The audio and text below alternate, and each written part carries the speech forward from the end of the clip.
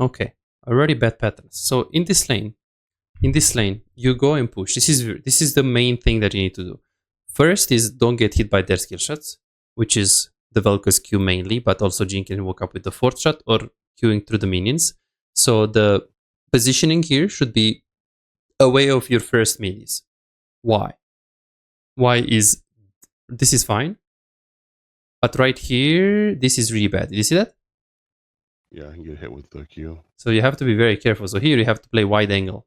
You have to play either on the left, or you can play close to your back minions here, because you can stay around Leona. So in case she starts E, you can follow. What's going on, guys? Besides here, in today's video, we're going to learn how to lane on AD carry. If you want to be a better laner, you want to learn how to trade, learn how with wave management, and learn how to recall, this is the video for you. If you are the first time on this channel, please make sure to like, hit that subscribe button, and hit the bell as well if you want to make sure you don't miss any bit of content from this channel that's going to help you to get better on AD carry.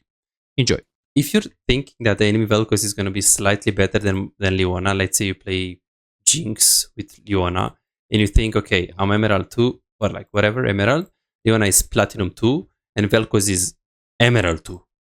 Okay, right. That means I expect my Leona to be worse. I expect her to use some things good. I expect Vel'Koz to slightly outperform my Leona. Awesome. But when you can win this, you're gonna, have some faith in her, not totally, but just, have some trust. But if you're gonna assume, okay, I have Bronze 4, they have Challenger, you're never gonna play the lane. You're always gonna be like, okay, I'm not going in. I guess what I mean is it was a double range. I thought early levels, like level 1, 2, 3. Yes. They're gonna poke the Leona out. Yeah. Like maybe they're gonna poke her out, right? Yeah. They poke her out below 50% HP, then we're not gonna have any engage for a while. How do you know? Yeah. How do you know they will execute it perfectly? How do you know Leona is not gonna dodge anything? How do you know you're not gonna get ganked? How do you know all of these things? How do you know that Vel'Koz is not maining Vel'Koz? Like you're assuming that they'll play perfectly. Yeah. So you're saying it's not right to assume a more defensive posture, and it's good to think that, hey, this is my matchup, Jean Vel'Koz, we're gonna get pushed in until level 3 because this is just fact. Yeah. We will get, right. I mean, it's just fact, and we will be lower than them if we don't dodge the poke, which we can dodge every single poke. But then what happens after level 3, you can't know.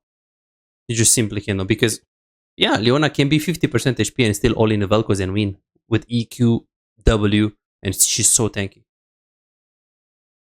Okay. So I shouldn't pick my starting item based on the first 3 or 4 levels.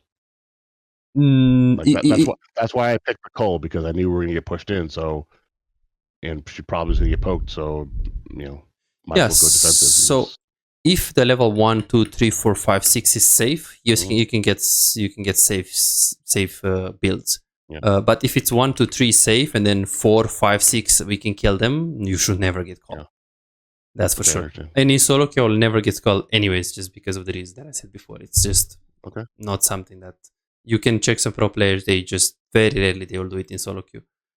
Okay, so the point is, how do you want to play this lane? Because you're gonna get poked until 3, and until 3 is gonna be tough. But then after 3, you can easily all in them. Not by yourself. You wanna, like, look here. Like, this will happen eventually. Whether it's going to be a level 3 or level 4, they will misstep. And it's not actually, okay, if they play perfectly, she's not going to be able to. Not really. Even if Faker plays against Leona, he won't be able to dodge every single E of Leona. He'll dodge 60, 80% of them, but not because it's like a trash hook, a blitz hook. It's like, oh, but they will not get hit by it because they stay behind the minions. Oh. Like, if you play Jinx and you play against blitz, how many times you got hooked by the blitz? How many times you get? Yeah, I mean, sometimes, right? I mean, you can't dodge them all. Yeah, exactly. And he's not gonna be like, oh, I'm not gonna pick blitzcrank. I mean, these guys know how to play. They all dodge, like, they'll stay behind the minions. They will no. And what if you flash on Jinx, flash E, and then she flashes out, but you can say, okay, but I have flash. No, you don't. If she flashes E with blitzcrank and you flash, you still get knocked up, and he's gonna hook you. Right. So because you're immobile, like, he's gonna have a lot of agency in the lane. Okay, so the first thing is like mindset with I don't even know how to phrase this. Like, you're just overestimating the enemy and underestimating your support. Are you having trouble converting your early game advantages into wins? Feel like your damage output is lower than it should be and you feel like you're putting in the work but you're not seeing really the results? My name is Pizais with a track record of coaching over 3,659 players with ranks between Iron and Challenger. Here is what I've accomplished with my client. Right here you can see Silver 1 to Emerald 4 in 1 month time with 1 coaching session. This guy right here got to Grandmaster in NA after when the first coaching session we've done, he was hard stuck in Diamond 2. Alex right here, he was Gold 4 1 year and a half ago and he got to Grandmaster 800 LPP after the coaching session. Here is his master account after just being a gold player a year and a half ago. This is what the coaching session can do to your gameplay. And here is something that you might find inspiring. I've personally climbed from Iron to Diamond with dealing with 200 ping. Now I'll actually get Master Tier with 200 ping on this account that you're gonna see right now. As you can see right here, this is Emerald 1 with very decent win rates on some of the champions and I'm playing pretty well in high Emerald to low Diamond. And I actually play Ezreal as well, as you guys can see right here, and I'm not really scared. If I can achieve this against high Emerald players and low Diamonds playing with such a huge handicap, 200 ping Ezreal, imagine what we can accomplish together with you playing under optimal conditions. Are you ready to see the real progress that you can do? Go to pizais.com and book your coaching session now. Let's improve and get better together. Yeah, I mean, that's definitely something I have a hard time with. I mean, just kind of an example, like when I make the new accounts or I get the new accounts and I play in Iron, you can literally do whatever you want and beat those players. Yes, yes. You could do Cole on Draven and beat them because they're so trash. So I'm trying to balance like the right way to play the game versus playing for the level I'm at currently. Yes. I think it's a bit toxic for your learning to play on the Iron account. Maybe we'll see on that. Okay, so let's see what you do. So you do get Blade. The alternative is Longsword. They do have poke, so you could go Longsword. The thing is, you also have a Leona, so in a full all-in potential, the flat HP That's from Blade. Yeah, it's nice. The problem is that you get PTA here, and you get PTA every game, which is bad because this lane is actually pretty hard. So you can go Fleet. Why? It's because they have double poke.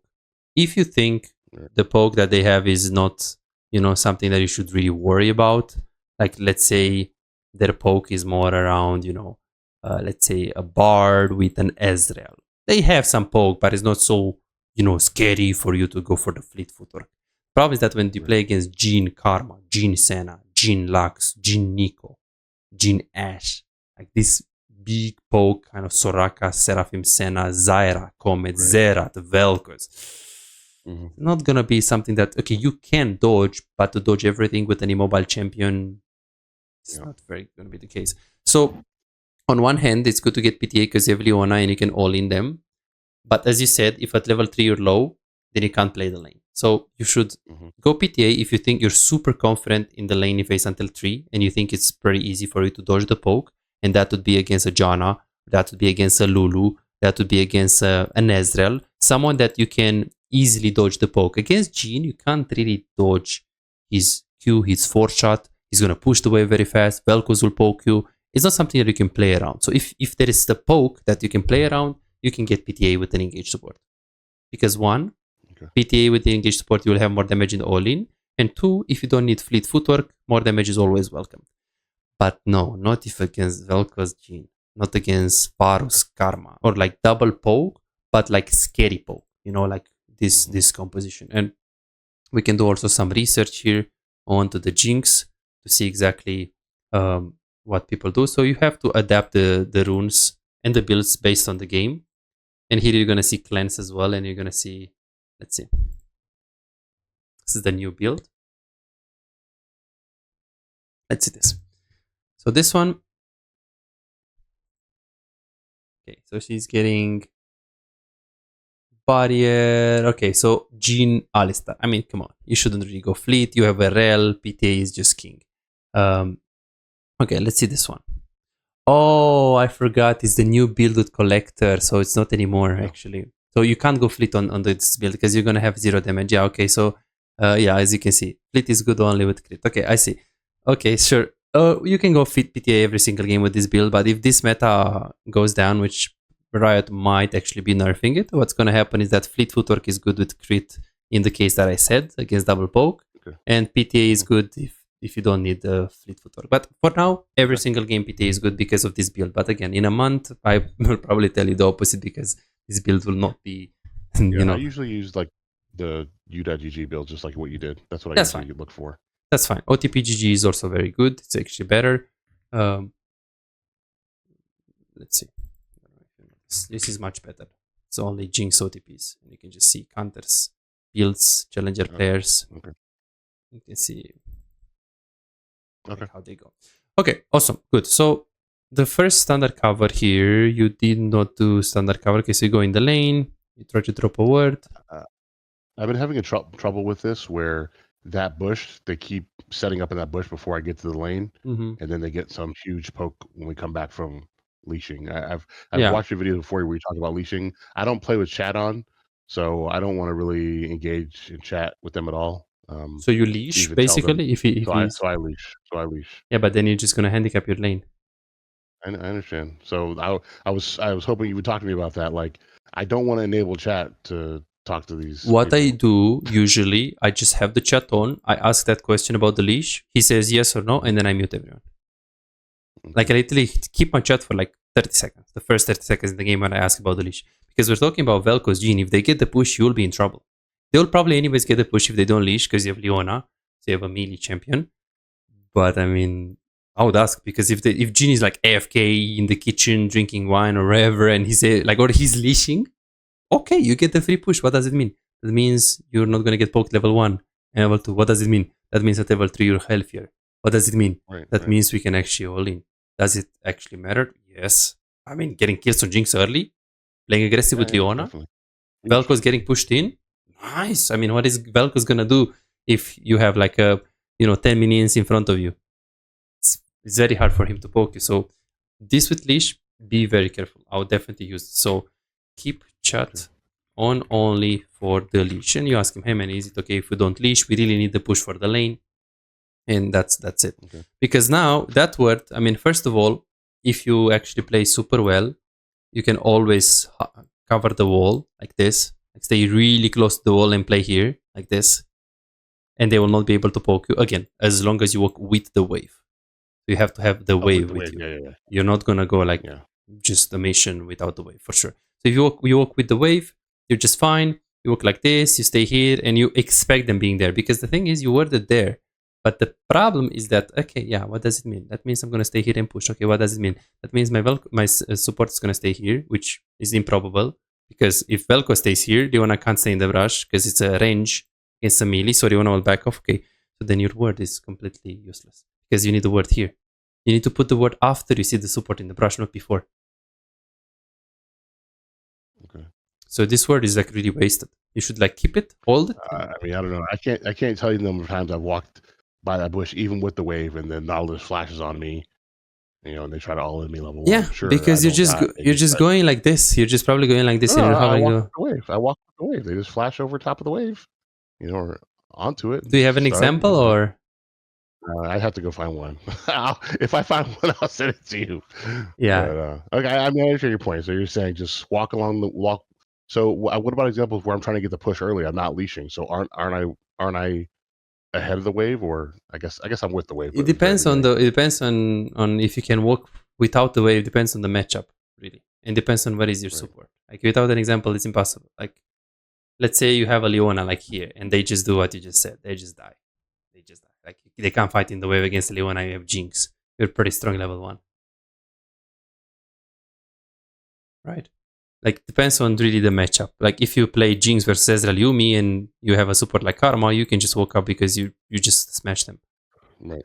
So it really feels like you have a very low understanding about support role, and you're thinking about matchups in a vacuum, like Jinx versus Nautilus, Jinx versus Kai'Sa. But it's really what can my support do? Have you ever played support before? Of course, yeah.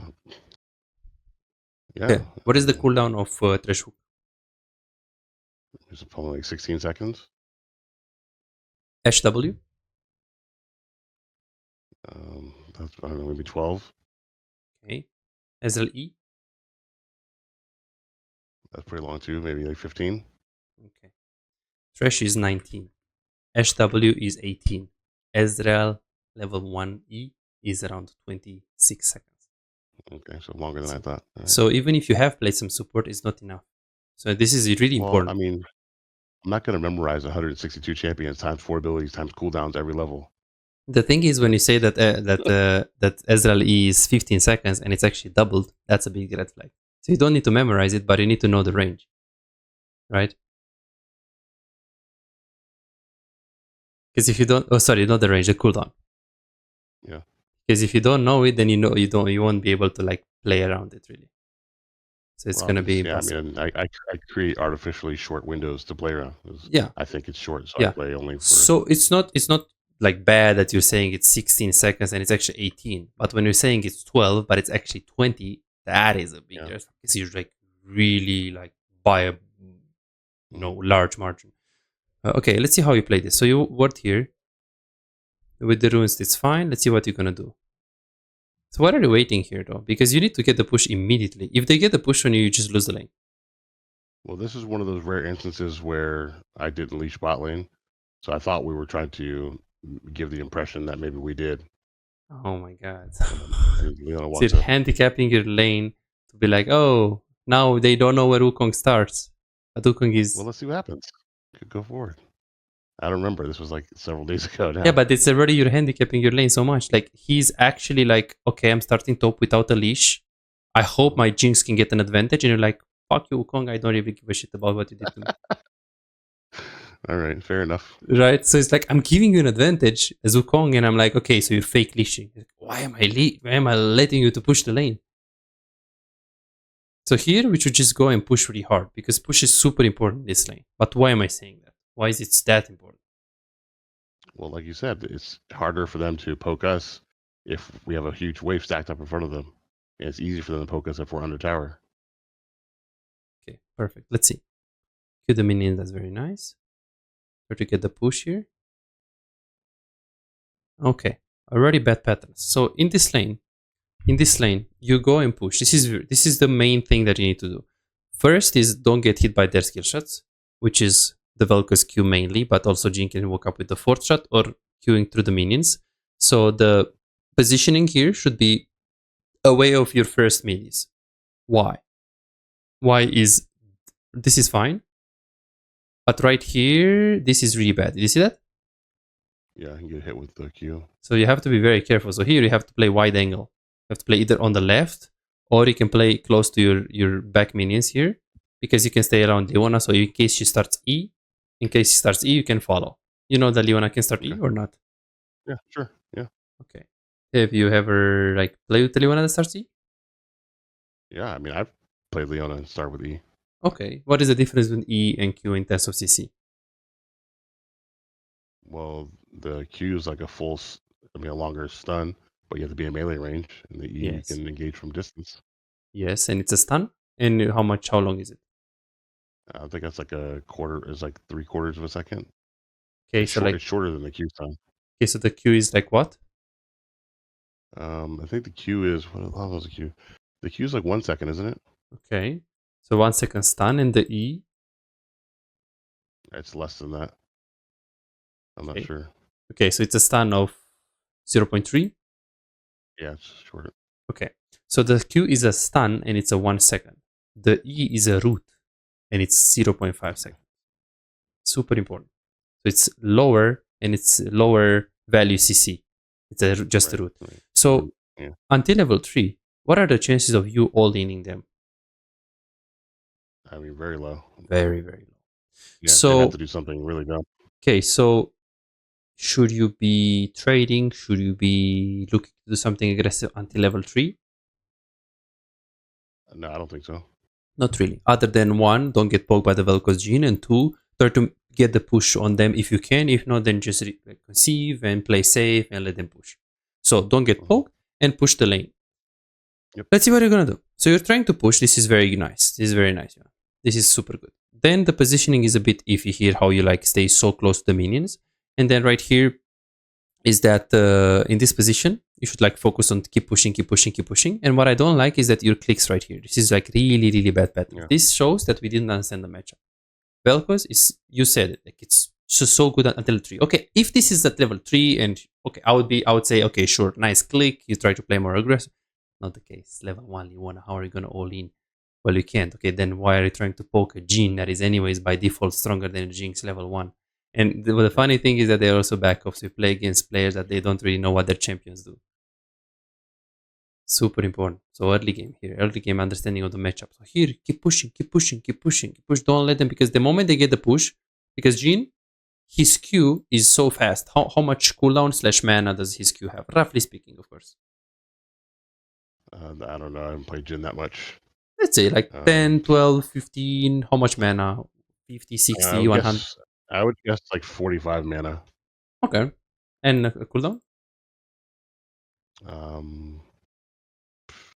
Let's go 12 seconds on that. Okay. So the mana is pretty close. You're pretty close at it. It's 40, and then it goes up to 55 when he maxes it. So it's pretty low mana. And the cooldown is 7 seconds. So it's very low. Okay. If he throws the Q on the minions, he can get the push back. So this is why here you need to really, really push. And if you get 3 auto attacks like this, that's fine. Because as you can see right here, he's walking up really close to your minions. So if you trade auto for auto, that's fine.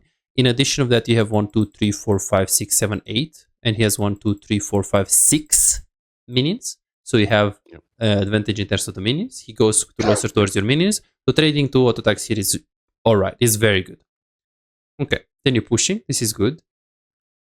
The Leona level 2, she would be able to all in. Okay, you try to W. Usually I would go E with Leona, because it's Leona and you want to root them after she goes in. But in this specific situation, it's actually better to go W, because in this case, as we look at the lane right now, the chances of them getting all in is pretty low as we're looking at it right now, right? Because they are super close to their tower. So getting W to either poke them or just farm a W is actually better. But if they were closer to Leona and the chance, let's say the wave was not here, was here, and she's able to all in, and you see her, she's like here, and Vel'Koz is here, and you don't go E, that is not good.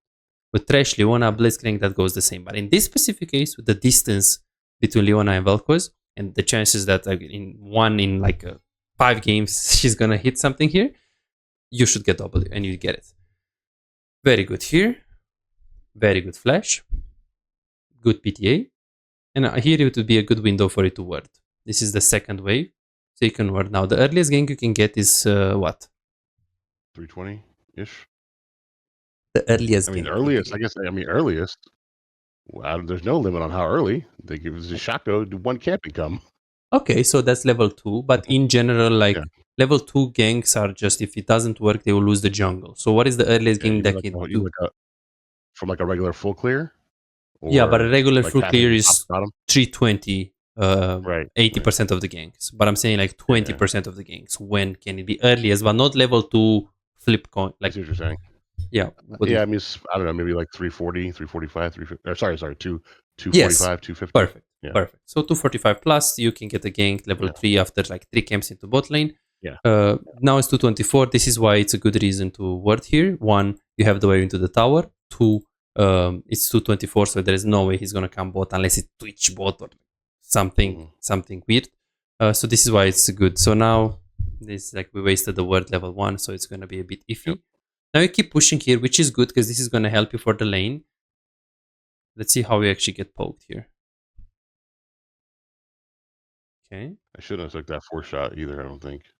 You're just trying to play for the push. This is good. I mean, if you're taking some... Okay, this one was like pretty bad. This one was pretty bad here. To get hit by it. Just feels like it didn't go behind the minions. Like as you can see, he shoots it.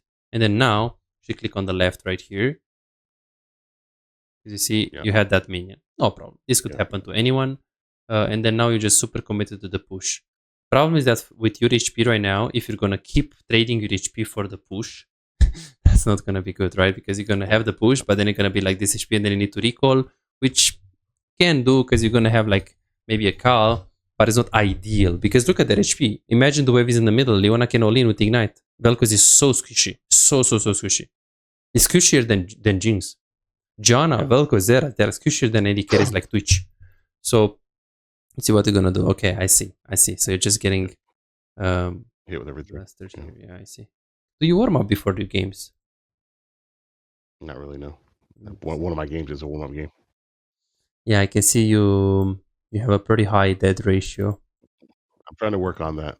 That's my new thing is. Yeah, but this is you're gonna work on playing support, not playing AD carry or playing different AD carries, because you see, you need to understand better Leona and Vel'Koz to be able to play better Jinx, because you're not bad on Jinx, but you're better understanding the other champions around the Jinx, right? So if you want to work on having less deaths, you literally need to play normal games on different AD carries so you can understand them better, or supports. Then your death ratio is going to go lower, because you can play 3,000 games on Jinx. Do you really think it's going to improve? Yeah, it's going to be 5, but I don't think you're going to be happy with 5 here. It's still 5 per game. Right. Okay, so let's see what you're going to do. This is fine. Just pushing. That is got hit by that, and then now you're going to recall here? I have to. Oh no, they ping help in the jungle, and we just get killed here. And game's over pretty much after this. Interesting clicking here, really slow. I can see you're coming from jungle, so let's see a bit. So you push this, okay, and then now you're pinging in the jungle. The problem is that if you really look at the HP that they have here, and you're looking at like 390 HP that you have, if you follow that and Vel'Koz moves, you guys lose that really hard. Like really, really hard. You mean if Vel'Koz moves but Jhin stays? Yeah. 2v2 you lose really hard against Warwick with your HP right here. Right? So I wouldn't actually move here. I would actually go recall and buy something longsword potion. Because again, one, when you're moving on a call as an AD carry, you have to think about two things. First of all, and most importantly, is can I die there? If the answer is yes, most likely you never follow. Like you always consider ignoring and abandoning your team. And the second thing is how easy / reliable is for me to get a kill there or something positive. You know, you move there, you don't see Warwick, you don't even know he's there, someone is pinging there. Second of all, you have a Leona and Jinx at level 2, so the chances of you killing a Warwick when he can flash over the wall is best 50%. And then if the Vel'Koz comes right there, you just die. So this is a big coin flip.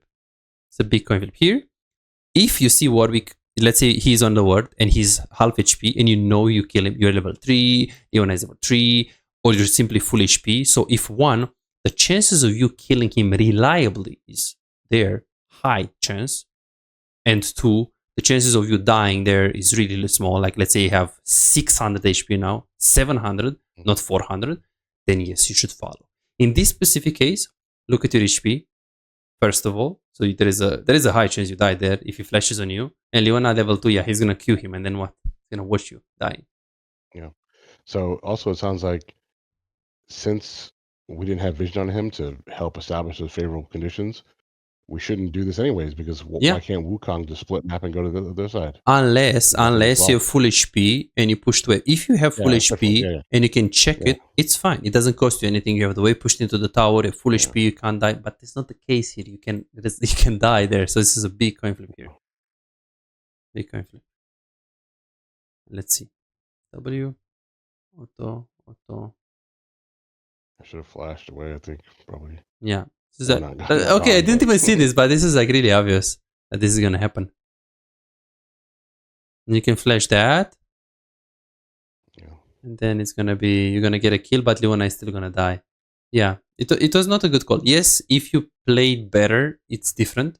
But that doesn't mean that the call was good. And then here you get call, which, yeah, we talked about it. Like you have to ask yourself, is the chances of us being able to all in, like, is it impossible for us to kill them? And if I press tab and like this guy is 3-0, I have 16 farm, he's 3-0, I'm 0-1, and he has like 50 farm, and you have like 20 farm or 19 farm, I would be like, yes, I need call, close my eyes, be peaceful, farm, don't trade. But it's not the case. Like, what is the difference of the CS? Okay, sure, you're gonna lose some minions, not even too many because you're pretty close in the lane. But I mean, you got an assist. Like, why do you surrender the lane so fast? You know. You're like, oh, I can't win. I'm going to get call. And again, you in a different challenger grandmaster game where people play slower and smarter, yes, you can get call. But it's not realistic in this environment, in solo queue specifically. Okay, let's see what you do here. Because it feels like instead of like playing it slow here, you lost 1, 2, almost 3. Okay, yeah, here you should just play it slow. Shouldn't like, let me just uga booga it. Okay, no worries. And then let's see what you're gonna do. You're gonna push. I see. Not good decision making. So when you push this, actually very bad. When you push this, you need to know where they are, first of all, and how fast you can push. So now, let's see. So now, obviously, it's obvious what they're gonna do, right? Like they are staying in the lane, they killed you, they pushed the wave, they recall. So 3... Okay, now. 339. 340, they press B. Let's see this. 340, they pressed B. Boom, boom, boom, boom. Okay. 340, they press B. 348, they are in base. It takes 30 seconds for them to come in the lane. When are they going to be in the lane?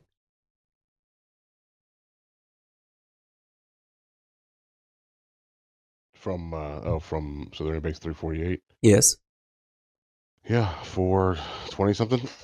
Okay, perfect. So we're talking here about 30 seconds. So 10 seconds here, 10 seconds here, 10 seconds here. Awesome. So if 348 they recall, we're talking about 328, right? So wait, is that true? 18. Okay, so 58, 28. Yes, 28. So 3, or is it? No, it's 418, isn't it? 18, yeah, okay. So right now, where are they? It's 400, so they're 18 seconds away of this place. 18 seconds away of that place means they're around here. Yep. Maybe like around here. Okay, good. So if you push this, how fast can you push this? You have a call, you play Jinx, which is a pretty fast pusher, but with a call, we're talking about how many seconds, roughly speaking? I don't know, probably 10 seconds. Okay. Maybe a little more. Maybe yes. 12 seconds. Yeah, like 12, 15 seconds, given the fact that it's a cannon wave. Yeah, and no one's helping me, potentially. Yeah, and no one is helping you. Okay, so we're talking about 15 seconds. So they're 18 seconds away, and you're pushing this in 15 seconds. And you also need to think that your wave needs to travel to the tower, which is already like 5 to 7 seconds. So that they get for free. And then you also need to think about that it's a cannon wave. So the cannon wave takes up to 9 tower shots. So this push is just giving them free farm. So it would be better just to slow push. Yes, because in the slow push, they are there. The minions are going to kill each other. He's going to lose 3 minions, but losing 3 minions is better than getting all of the XP, all of the farm, everything, right? So here, when you're making these decisions or like, let me fast push or let me slow push, it's very simple. The first question is, can I push it so fast that, one, I can get plates or I can get the wave into the tower? And if the answer is yes, you should push. So here, if they just recall, like you saw them in Honor World and Jin just recalled, and you have static shiv, 100%. 100% you should push. If they just recall and you have like 3 components from the static shiv, and you have like berserker boots, and you know you can push it in time and they just recall, you should push. Like if the speed of your push is really, really, really high because of the items and the champions that you play, and sometimes you also have to think about the support, because if it's an Alistar, he can queue the minions, Zera can queue the minions. So 1, can I push it really fast? What's my speed of the push? And 2 is, how long ago did they recall? And now they recall 20 seconds ago. That's not a push. And 3 is, what kind of wave is it? Because this is a cannon wave, or if it's a normal wave, the decision can be different. But majority of the cases, this is a slow push. Okay. So I shouldn't have pushed. I mean, even though I might have pushed this in, it's no good because I didn't really deny them anything, and I didn't get a plate anyway. Yeah. If you can't get anything reliable like a plate or like the wave in the tower and they lose 1 minion and they get all of XP, it's always bad. Instead of like making 3 waves, maybe Wukong is going to pad bot, or even if he doesn't pad bot, you crash 3 waves and you can get vision, you have more time to move on the map.